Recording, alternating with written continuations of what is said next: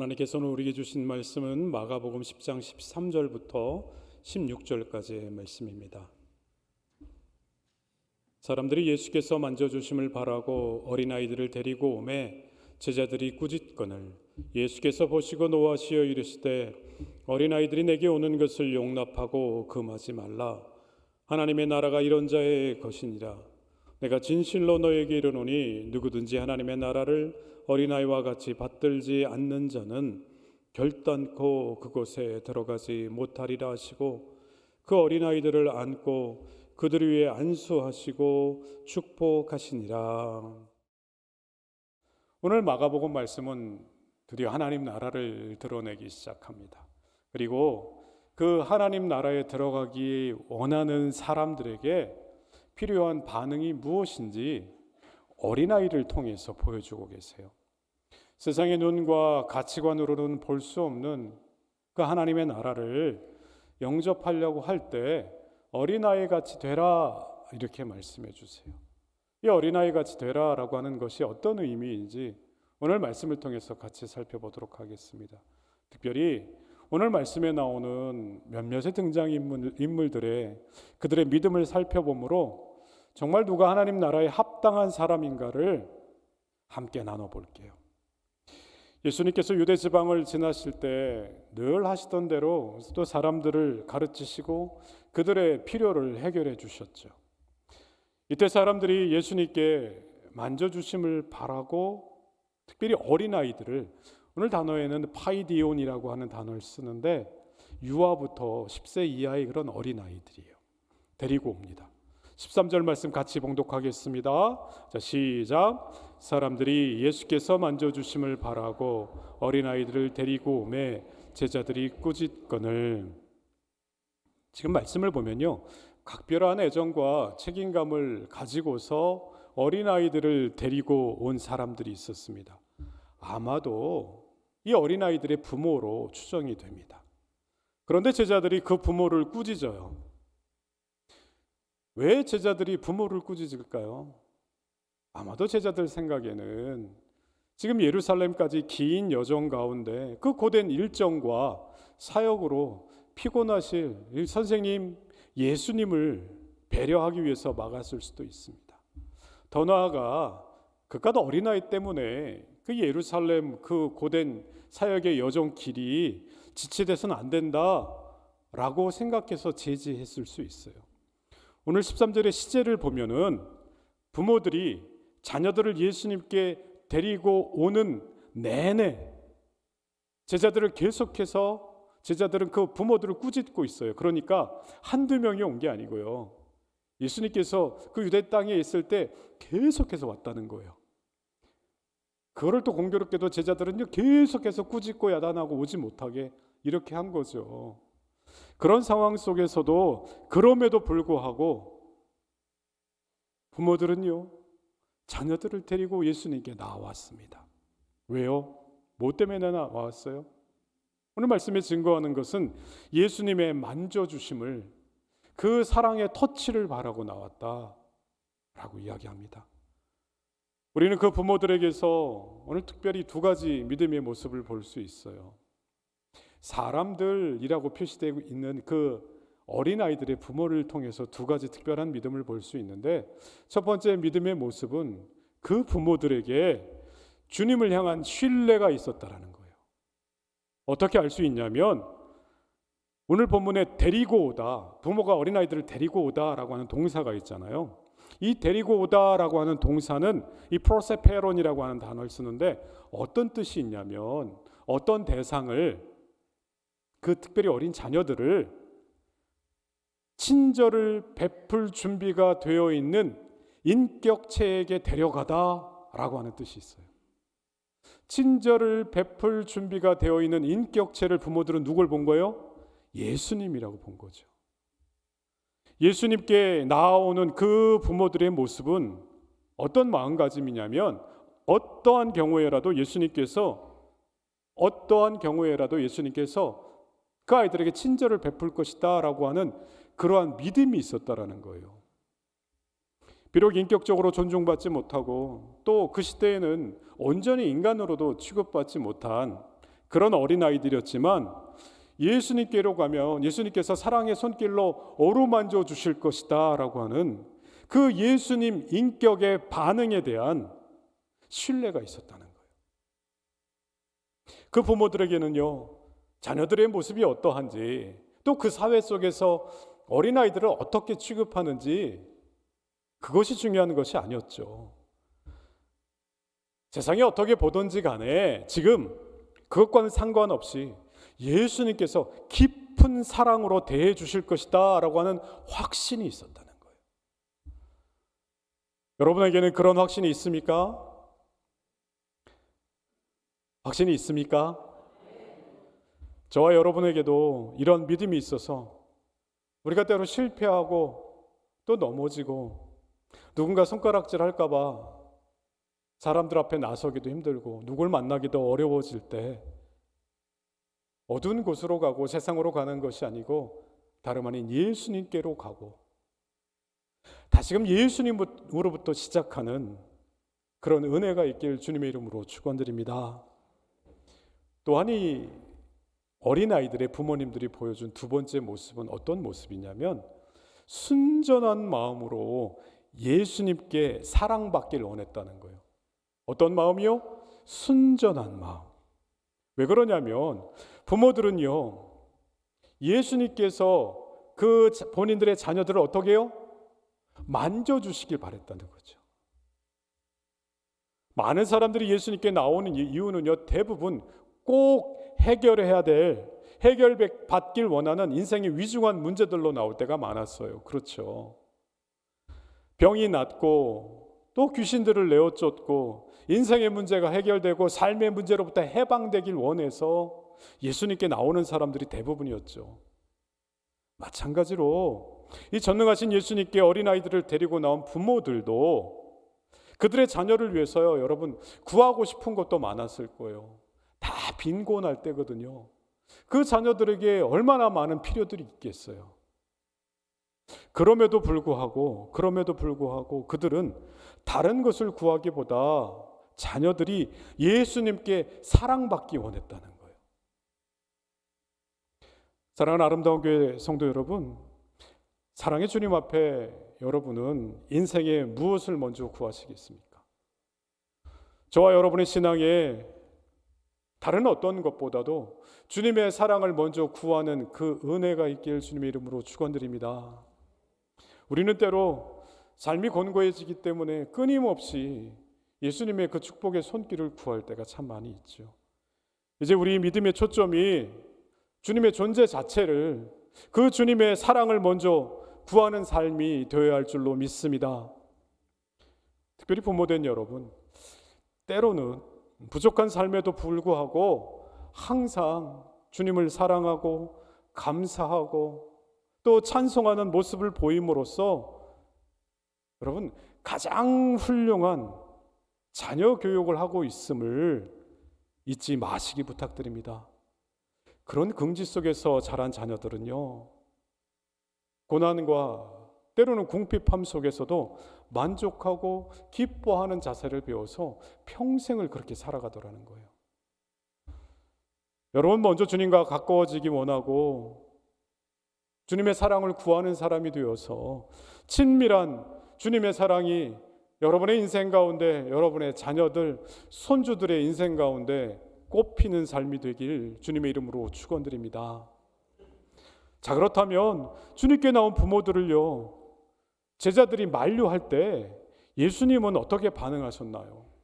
14절 상반절 말씀 같이 봉독하겠습니다. 예수께서 보시고 노하시어 이르시되 어린아이들이 내게 오는 것을 용납하고 금하지 말라. 제자들은 어린아이들을 데리고 오는 그 부모들과 어린아이들을요 꾸짖고 막았어요. 그 문화에서는요 12살이 되어서 율법 교육을 받기 전까지는 종교적으로 미숙한 자라 취급하고 사람들을 카운트할 때도 카운트하지 않았죠. 여러분 오병이어 이적을 볼 때 거기 참석한 사람 숫자를 이야기할 땐 장정들만 카운트한 거죠. 여자와 어린아이는 숫자를 셀 때도 빼는 사회였다는 거예요. 율법에 또 그렇게 돼 있어서 그 율법을 철두철미하게 지킨 사람이 누구예요? 바리새인들이었습니다. 바리새인들에게는 이런 구별이 더 심했습니다. 그런데 지금 제자들은요, 자신들도 모르게 바리새인들처럼 행동하고 있다는 거예요. 이런 제자들의 모습을 보시고 예수님께서 크게 노여워하십니다. 여기서 노여하다, 이 아가낙테오라고 하는 글자는요, 이 단어는 개역 개정판이 우리가 사용하고 있는 지금 성경인데 그 앞에 개역판 성경을 보면 분이 여기다로 되어 있어요. 예수님께서 제자들에게 분이 여겼다 이렇게 말씀하고 계세요. 예수님의 감정이 얼마나 격했는지를 보여줘요. 모든 복음서를 통틀어서 예수님께서 제자들에게 가장 노여워하고 화를 내는 장면이 바로 이 장면이에요. 왜 예수님은 제자들에게 이 정도로 화를 내신 걸까요? 왜 그랬을까요? 그렇게 어린아이들이 중요했을까요? 아니면 예수님의 마음을 제자들이 전혀 몰랐을까요? 이때까지 가르친 게 아무 소용이 없구나, 이런 실망감이 크셨을까요? 우리는 정확히 알 수 없습니다. 그러나 앞에 9장 말씀을 근거로 볼 때 9장 37절 말씀 보면 서열 다툼을 하던 제자들에게 예수님께서 어린아이를 가운데 세우시고 안으시고 누가 큰 자인지에 대해서 설명해 주시죠. 9장 37절 말씀 같이 봉독하겠습니다. 누구든지 내 이름으로 이런 어린아이 하나를 영접하면 곧 나를 영접함이요, 누구든지 나를 영접하면 나를 영접함이 아니요 나를 보내신 이를 영접함이니라. 예수님은 당신의 이름으로 낮고 연약한 그 작은 자를 영접하는 것, 즉 섬기는 것을 예수님을 영접하고 섬기는 것과 동일한 가치를 부여하고 있다는 거예요. 지금 제자들도 유대인도 바리새인도 한 번도 경험해보지 못한 중요한 가치의 전환을 말씀하고 계시는 거죠. 예수님은 지금 당신의 그 존귀함을 연약한 그 어린아이에게 이입하고 계시다는 거예요. 여러분, 하나님 나라는요, 천국 공동체는 얼마나 상대방을 귀하게 여기고 반기는가에 달려 있다는 거예요. 제가 2002년도 한국에서 신학교 다 졸업하고 또 대학원까지 마치고 또 유학을 와서 공부할 때 미국 와서 첫 수업 시간이 하나님 나라에 관한 부분이었는데, 첫 수업 시간 첫날, 세메스터 첫날에 그 토픽을 아직도 기억을 해요. 교수님이 지금은 듀크의 교수로 계시는데, 여러분이 생각하기에 하나님 나라의 가장 큰 특징이 뭐라 생각하십니까? 이렇게 질문하는 거예요. 근데 너무 대답들 잘하죠. 부활의 모습, 또 제자된 모습, 동행하는 모습 다 이야기했는데, 여러분이 말씀하신 것 가운데 답이 없네요 하고 딱 답을 칠판에 썼어요. 그 단어가 hospitality였어요. hospitality. 발음이 나빠서 아무도 못 알아듣는 듯이 뭐예요? 환대, 웰컴. 저는 속으로 피식 웃었어요. 얼마나 중요한 게 많은데, 이 세메스터를 시작하면서 제일 중요한 첫 시간을 시작하면서 하나님 나라의 특징을 환대를 말씀하실까? 그런데 시간이 지나면 지날수록 교수님이 말씀하신 게 맞는 것 같다라는 생각이 자주 듭니다.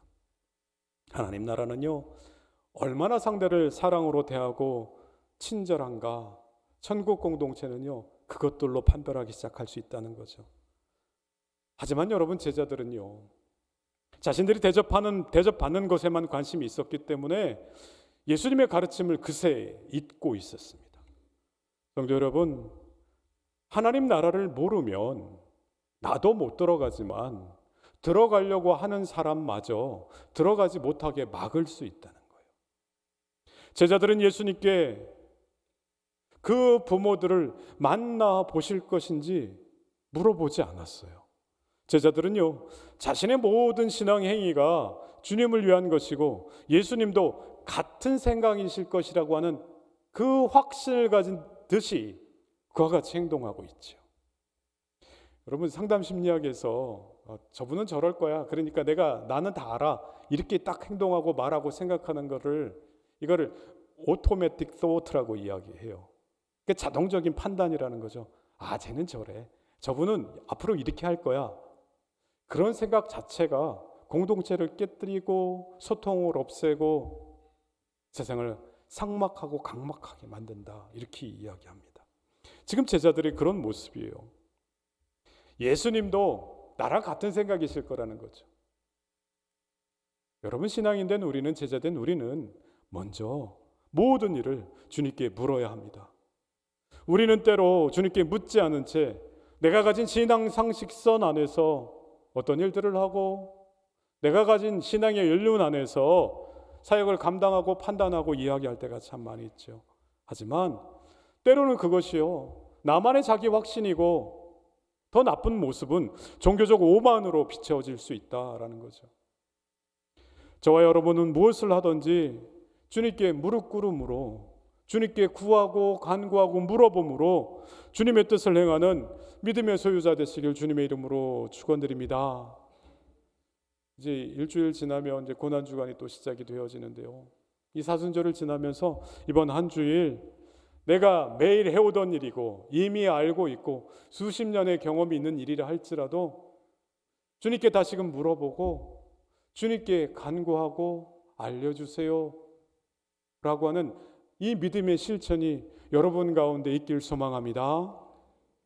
이제 주님께서는요, 하나님 나라가 어린아이 될 것이라고 이야기해요. 하나님의 나라가 이런 자의 것이니라. 이 말씀은요, 뒤집으면 하나님 나라는 어린아이와 같지 않은 사람들과는 상관없다라는 말이에요. 여러분, 하나님 나라는 주님 말씀에 순종하는 곳에 이루어지는 것이 하나님 나라죠. 예수님께서 하나님 나라를 선포하셨을 때 이 하나님 나라라고 하는 의미는 로마 제국과 마주 세워볼 때 그 의미를 더욱더 명확하게 알 수 있습니다. 예수님이 사시던 그 시대에 패권을 잡고 있었던 나라는 로마였어요. 로마는 압도적인 군사력으로 세계를 통치했습니다. 그래서 모든 길은 로마로 통한다는 이런 말이 있지요. 지금도 가보면 그 길들이 아직도 여전히 그대로 있어요. 어떻게 있을까라고 보면 돌이 다 깔려 있죠. 이만한 돌. 근데 그 돌이 표면적으로 깔려 있는 게 아니고 그 돌을 뽑아보면 이렇게 사각형의 돌이 길이가 이만하죠. 그것이 평평하게 그 깊숙이 수만, 수백, 수천만이 깔려 있으니 탄탄하게 전차가 지나가도 군대가 지나가도 말짱할 정도로 그 길이 있었다라는 거예요. 그런데요, 로마의 군대는 그 길을 통해서 가는 곳마다 사람을 죽이고 파괴가 일어나는 일들을 감당했다는 거예요. 그러니 로마의 그 군사력에 항복한 사람만이 삶을 연명해 가고 살아갈 수 있는 그런 세상이었다라는 거예요. 힘으로 통치하고 강압하는 그런 세상이었다는 거죠. 그래서 그 사회가 가장 추앙하는 가장 큰 덕목은 다름 아닌 파워, 힘이었다는 거예요. 그러나 예수님은요, 하나님 나라를 말씀하시면서 정반대의 세계를 말씀하세요. 이방인의 집권자들은 힘으로 지배하지만 너희 가운데 으뜸이 되고자 하는 사람은 로마보다 더 강해야 된다. 제자들은요, 이렇게 생각했을 수 있어요. 그래서 왜요? 내가 누구를 따를까, 세례요한을 따를까 고민하고 이미 깨어있던 많은 사람들 가운데 그런 사람들이 제자들이었는데요, 그 제자들이 보니까 세례요한보다도 훨씬 더 파워풀한 그런 선생님이 등장한 거예요. 죽은 자를 살려요. 그 폭풍같이 일어난 그 광풍을 잠잠케 해요. 귀신을 쫓아내요. 죽은 자를 살리신 저분이 로마 제국을 전복하는 건 아무 문제도 아니다라는 생각을 한 거죠. 지금 마가복음 10장에도 제자들은 동일한 생각을 가지고 있어요. 예수님이 뭐라 말씀하시든 로마보다도 더 큰 파워를 숭상한다는 거예요. 그런데 예수님은 뭐라 말씀하세요? 너희 가운데 으뜸이 되고자 하는 사람은 섬기는 사람이 되어야 한다, 이렇게 말씀하시죠. 우리는 일평생 어린아이에서 성인이 빨리 되어서 힘을 얻어서 좋은 직장을 얻어서 능력이 있어서 부모가 필요 없어도 살아갈 수 있는 것처럼, 심지어는 하나님이 필요 없는 것처럼 그렇게 살아가라고 때로는 우리 자녀들에게 푸시하고 윽박지를 때도 참 많이 있죠. 하나님 나라는 나에게 힘이 있다면 여러분, 그 힘으로 어떻게 해요? 연약하고 작은 자를 섬기는 나라입니다. 우리가 자녀를 양육할 때 세상의 가치관대로 세상 속에서 절대 손해보지 않게 그렇게 살아가게 하는 교육을 할 때가 참 많이 있어요.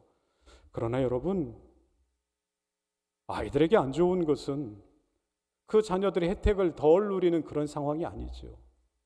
정말 자녀들에게 안 좋은 것은 부모들의 잘못된 염려와 세속적인 그 가치 교육, 그것 때문일 수도 있다는 거죠.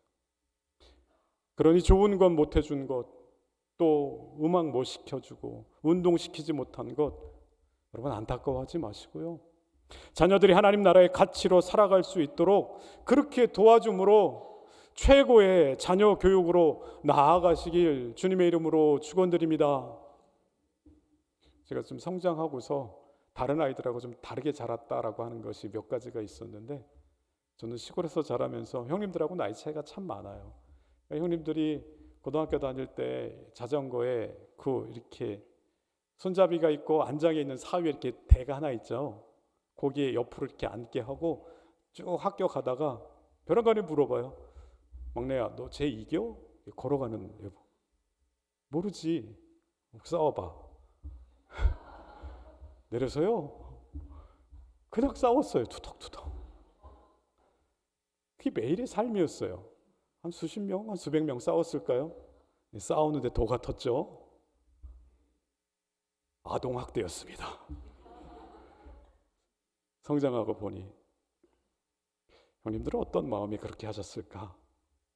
나이 차이가 너무 나는 막내가 보아하니 세상을 제대로 살아갈 그 파워, 힘이 없다. 그러니 어려서부터 조기 교육 시킨 거죠. 뭐요? UFC 뭐 이런 거. 여러분, 우리도 모르게 세상의 가치에 그대로 함몰될 때가 많이 있어요. 그리고 세상 사람들이 세워놓은 기준에 그대로 살아야 우리는 잘 사는 사람이라고 착각할 때가 너무 많다는 거예요. 우리 자녀들이 주님의 사랑 안에서 영혼의 존엄에 합당한 대우를 할 줄 아는 자녀들이 되고, 또 우리 자녀들도 그 합당한 대우를 받을 줄 아는 자녀들이 되길 주님의 이름으로 축원드립니다. 여러분, 그렇게 양육하셔야 돼요. 기억하세요. 우리 아이들은요, 만왕의 왕이신 그 주님의 권위를 등에 업은 존귀한 자들이고 하나님 나라는 바로 이런 자의 것이다 라고 말씀해 주시죠. 그럼 구체적으로 이런 자가 어떤 자인지, 예수님은 하나님 나라를 선물로 받은 사람들에 대해서 이제 15절부터 부연 설명을 해주세요. 하나님 나라에 들어갈 사람이 어떤 사람인지 15절 말씀 같이 봉독하겠습니다. 내가 진실로 너에게 이르노니 누구든지 하나님의 나라를 어린아이와 같이 받들지 않는 자는 결단코 그곳에 들어가지 못하리라 하시고, 이 말씀은요, 어린아이들이 다 천국에 들어간다 그런 말인가요? 오늘 말씀은 어린아이는 무조건 구원을 얻는다 그런 말씀이 아니에요. 어린아이들도 죄를 짓죠. 때로는 이기적이기도 하고 영악하기도 해요. 그래서 어른들 뺨을 친다 뭐 이런 식의 이야기도 하잖아요. 예수님은 지금 어린아이와 같이라고 말씀하세요. 어린아이와 같이. 예수님은 하나님 나라에 들어갈 사람은 어린아이와 같은 특징과 태도가 필요하다 이렇게 말씀하시는 거예요. 그럼 어떤 어린아이의 특징이 필요할까요? 예수님은 하나님의 나라를 어린아이와 같이 뭐라고요? 받들지 않는 자는 결단코 어떤 일이 있어도 들어가지 못한다라는 거예요. 그러면 들어가는 자는 어떤 사람이라는 거예요? 어린아이와 같이 받드는 자라는 거죠. 여러분, 한글로 받들다가 무슨 뜻이에요? 저는 받들어 총 뭐 이런 거밖에 기억이 안 나요. 받아서 올린다 뭐 이런 뜻일까요? 이거를 영어로 보면 accept라는 뜻인데요. 이 말씀은 여러분 헬라어로 봐야 돼요. 마가가 이 단어를 쓴 게요 참 특이해요. 우리는 영어로 어떤 단어를 동사를 이야기할 때 수동태가 있고 또 능동태가 있고 그렇잖아요.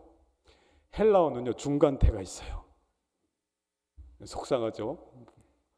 문법 공부하다 보면 너무 어려워요.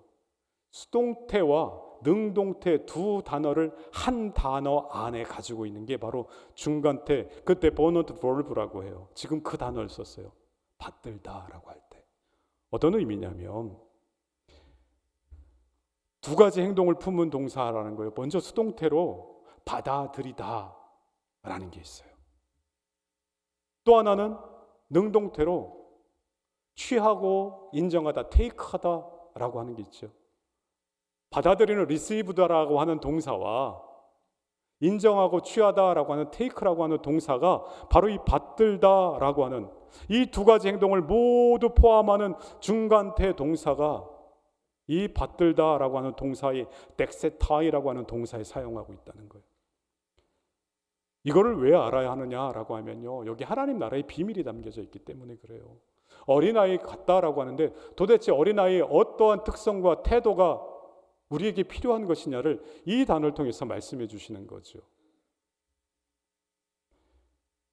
지금 어린아이들은요, 어린아이와 같은 자들이 하나님 나라에 들어갈 수 있다고 하신 것은 다름 아닌 어린아이들처럼 하나님 나라를 받아들이고 인정하는 사람들이라는 거예요. 여기서 마가가 중간태 동사를 사용해서 표현한 이유는요, 우리가 1차적으로 하나님께서 주시는 것을 받기 때문에 수동적이고 의존적이죠. 우리가 하나님 나라를 내가 갈 거야 이렇게 안 되는 거죠. 하나님께서 우리에게 하나님 나라를 구원을 주셔야지만이 우리가 받을 수 있다라는 거예요. 그래서 수동적이라는 것이고요. 그때 받는 자의 자세가 스스로 그것을 잘 수용하고 어떻게 해요? 인정하는 능동적인 태도를 가져야 한다는 거죠. 하나님께서 우리에게 주시는 것은요, 하나님 나라입니다. 그런데 오늘 말씀해 보면 하나님 나라는요, 앞뒤로 말씀을 봐도 아무 조건이 붙어 있지 않아요. 하나님 나라는 아무 조건 없이 어린아이와 같은 자들에게 일방적으로 주시는 선물이고 은혜다라고 말씀하시죠. 그 선물을 누가 받습니까? 우리가 어린아이와 같이 받으면 된다 말씀하세요. 아무 조건 없이 주셨을 때 어린아이와 같이 받아들이고 인정하는 태도를 잘 유지하라라고 하는 말씀이에요. 우리가 때로는 예수 믿지 않는 지인들에게, 자녀들에게, 부모님들께 복음을 전하고 하나님 나라를 선포해봐야 어디서 막혀요? 받아들이지 않죠. 지식적으로 안다 하더라도 처음부터 받아들이지 않고요, 그것을 나에게 주신 나라구나, 나에게 주신 구원이구나 라고 테이크하지 않죠. 우리가 어린아이와 같이 잘 받아들이고 인정하는 것은 여러분 어떤 믿음의 모습일까요? 구체적으로 여기까지도 우리가 좀 알아갈 필요가 있는 것 같아요. 잘 받아들이는 이 어린아이들의 특징이 우리 신앙에는 어떤 모습으로 나타나야 할까요? 어린아이들은요, 부모를 신뢰하고 철저하게 의존하죠. 그렇죠. 어떤 아이들은요, 때론 나쁜 부모라 할지라도 다시 그 부모 품에 안깁니다. 한국에서 작년인가 재작년에 비극적인 일이 있었어요. 부모가 유치원에 다니는 애를 학대하고 그러다 나중에 죽여버렸어요. 근데 그 끔찍한 일이 일어나기 바로 전에 애가 유치원에서 올 때 매일 맞고 뼈가 부러지고 멍들어 있으니 얼마나 두렵겠어요. 유치원에서 오는데 그 맞이하러 간 부모를 보고 이렇게 앉는 거예요. 누가요? 애가. 어린아이들은 알죠. 부모가 생명줄임을 알기 때문에 그런 거죠.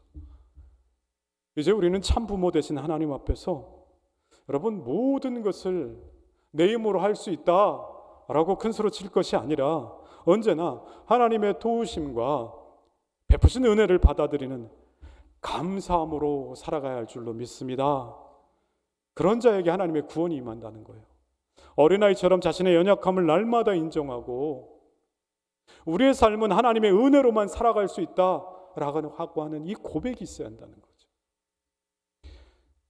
취하고 인정하는 이 어린아이들의 이 능동적인 특징이 우리 믿음 생활에 또 어떻게 나타날까요? 어린아이들은 마음이 깨끗하죠. 그래서 팔복이 산상수훈 팔복에서 말할 때 마음이 깨끗하다라고 할 때 우리는 이렇게 같이 나누고 배웠습니다. 나뉘지 않는 온전한 마음, 한결같은 마음이라는 거죠. 깨끗한 마음이 뭐라고요? 한결같은 마음이라고요. 그래서 어른들보다 어린아이들은요, 이런 한결같은 마음을 더 잘 지니기 때문에 복음에 대해서, 진리에 대해서 그 수용성이 높아요. 말씀을 전하면 그대로 인정하고 받아들여 예수님이 자기 삶의 구주 되심을 고백하는 어린이들이 참 많죠. 어린아이처럼 그대로 믿고 받아들일 때 구원의 역사가 일어나고 하나님 나라를 받을 수 있습니다. 이런 어린아이들의 특성을 잘 유지하라는 거예요.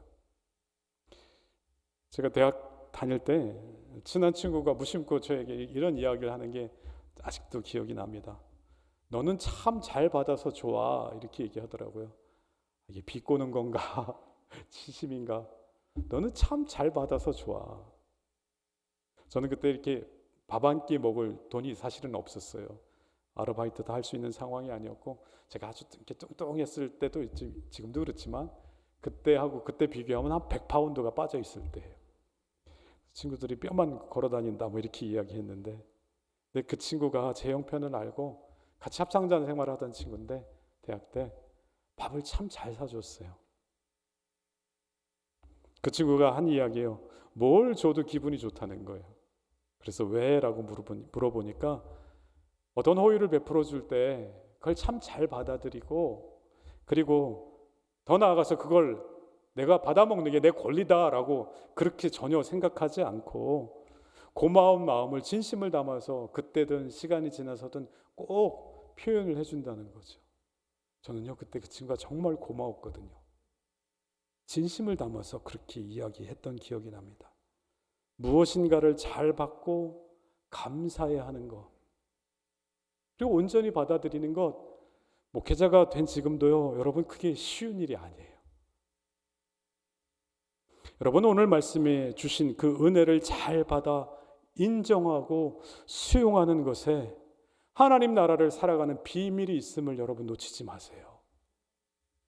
여러분 어린아이가 부모를 믿고 신뢰하고 그 주신 사랑을 받듯이 철저히 자기의 그 연약함을 인정하고 하나님의 은혜가 아니면 살아갈 수 없다라고 하는 그 고백으로 하나님만을 의지하고 그 주님의 말씀을요 적극적으로 인정하고 받아들이는 그런 자가 하나님의 나라에 들어갈 수 있다 말씀하십니다. 우리 인생에 베풀어 주신 그 하나님의 사랑과 은혜를요 우리는 거저봤죠. 그 은혜를 우리에게 베풀어 주실 때 우리는요 우리 삶에는요 능동적으로 받아들이고 적극적으로 감사하는 모습이 필요하다는 거예요. 저와 여러분 하나님께서 선물로 주신 것을 적극적으로 받는 은혜가 넘치길 주님의 이름으로 축원드립니다.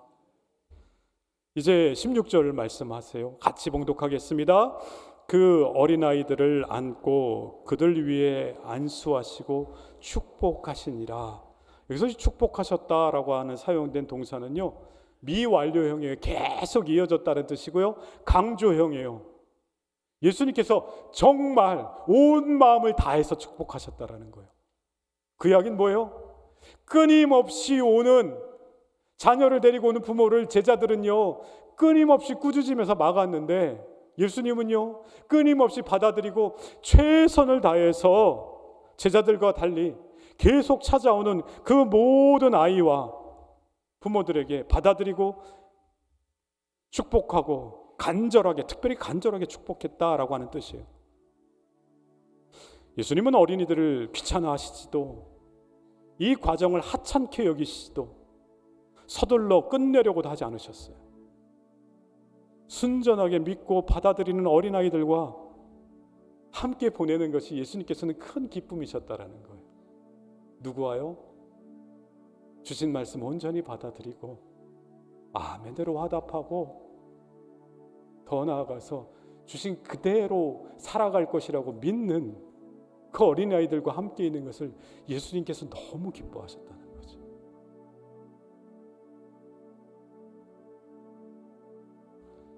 제자들에게 생전 본 적이 없는 그러한 노함으로 화를 내셨다라고 하는 것은 너희가 알고 있는 지식으로 왜 하나님 나라의 기쁨을, 이 구원의 기쁨을 왜 너희가 막느냐. 예수님께서 그렇게 화가 나셨을 수도 있습니다. 톨킨이라는 사람이 쓴 반지의 제왕에 이러한, 그 책에 이러한 구절이 있습니다. 왕의 손은 치유하는 손이라네. 그래서 손을 보면 진짜 왕인지 알아볼 수 있지. 진정한 왕이신 예수님께로 가면 그분의 손이 우리 삶의 모든 상처를 치유해 주십니다.